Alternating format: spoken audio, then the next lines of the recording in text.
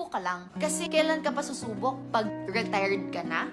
Kailan ka susubok pag marami ka ng anak at hindi mo na alam kung paano bubuhayin? As early as now, sumubok ka na, lalo na single ka pa. As early as now, sumubok ka na, lalo na alam mo na, hello, kailangan mong mag-step up sa life mo ngayon at alam mo na ikaw pa lang yung binubuhay mo. Because I've met a lot of people in their 40s, in their 50s, they are regretting in life. Bakit? Hindi dahil sa nagawa nila, but they are regretting a lot of those things na hindi nila sinubukan. And I want you to realize that, na magsimula ka na talaga as early as now. And the more that you experience a lot in life, the more na mas gaganda yung perception mo sa buhay, mas makikilala mo yung sarili mo, and believing in yourself is the key para magkaroon ka ng magandang buhay. Because dyan nagsisimula yan sa loob mo.